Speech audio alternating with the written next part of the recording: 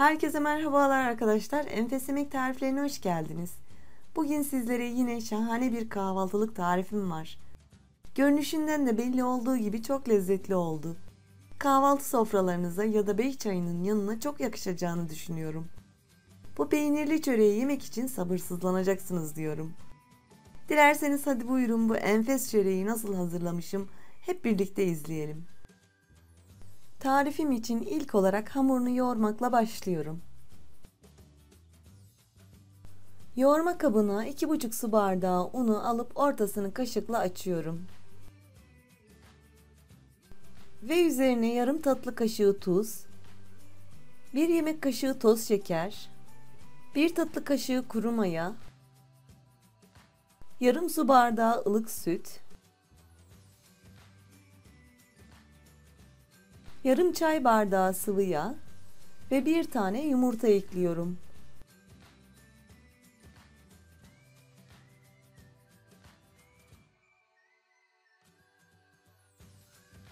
Sonra ortasına eklediğim bütün malzemeleri önden kaşıkla yumurtası ezilene kadar karıştırıyorum. Ardından ununu yedire yedire hamuru toparlıyorum.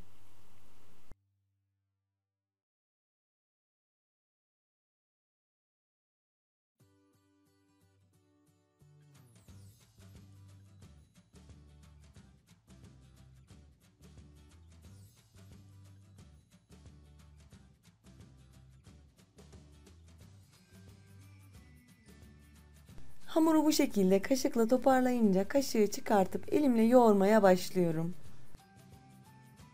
Bu arada arkadaşlar kullandığım bardak ölçüleri su bardağı 200 mililitredir, çay bardağı ise 90 mililitredir. İnanın yapması da çok kolay bir tariftir. Bence herkes denemeli, çok memnun kalacağınızdan eminim.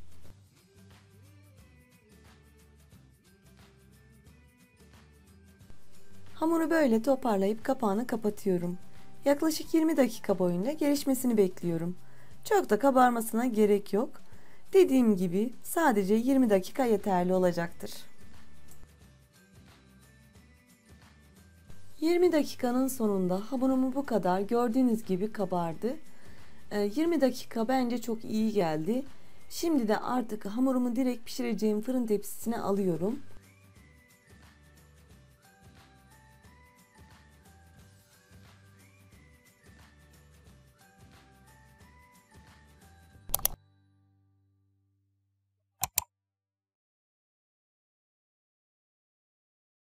Tepsinin tam ortasına hamurumu bıraktım ve elimle önden biraz eziyorum. Böyle elimle biraz hamuru yaydırınca açma aparatı ile hamuru servis tabağı genişliğinde açıyorum. Ya da sizler tepsinizin genişliğine göre de açabilirsiniz.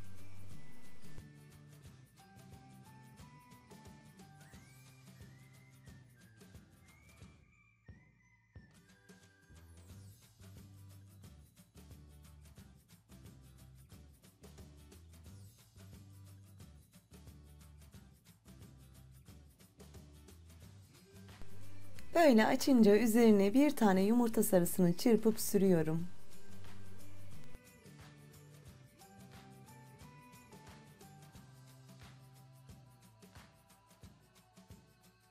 Evet, yumurta sarısını sürdüm. Şimdi de hamur kesme aparatı ile 2 parmak aralık vererek kesiyorum.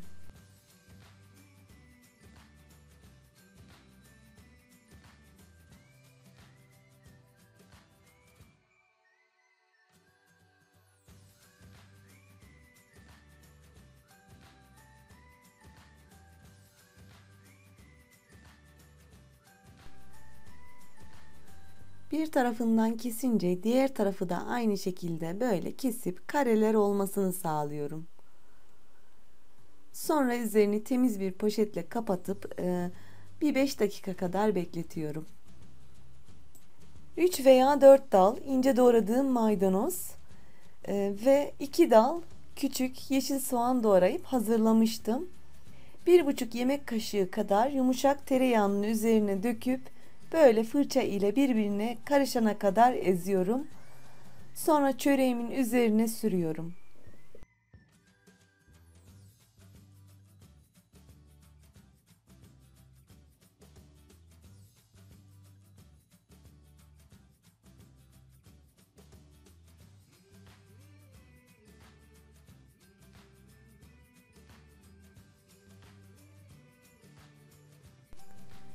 Böyle böreğin üzerine tereyağını güzelce sıvadım ve kestiğim yerlere tereyağı gitmesi açısından şöyle bir hamur aparatı ile tekrar kestiğim yerlerden geçiyorum. Hamur aparatı ile kestiğimiz yerlerden tekrar bir daha geçersek yağ aralarına inecek ve çöreğimiz çok daha lezzetli olacaktır.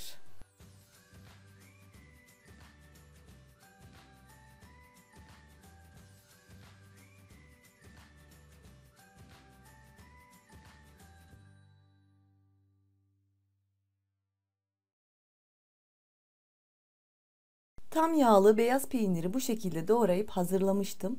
Şimdi de artık kestiğim yerlere tek sıra halinde diziyorum. Sizler bu peynirden kullanmak zorunda değilsiniz. Direkt kaşar peyniri de dilimleyip dizebilirsiniz.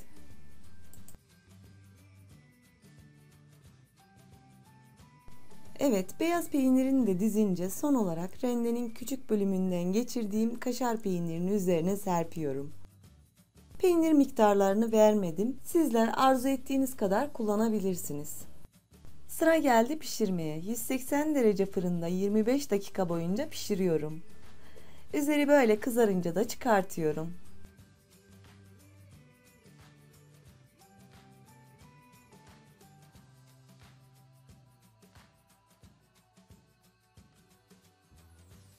Artık pişen çöreğimizi sıcak sıcak dilimleyip servis edebiliriz.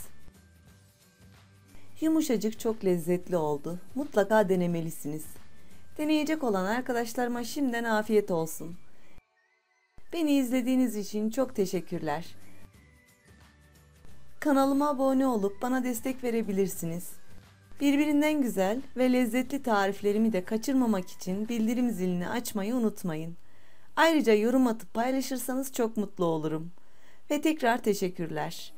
Bir dahaki tarifimde görüşmek dileğiyle. Hoşça kalın, sevgiyle kalın.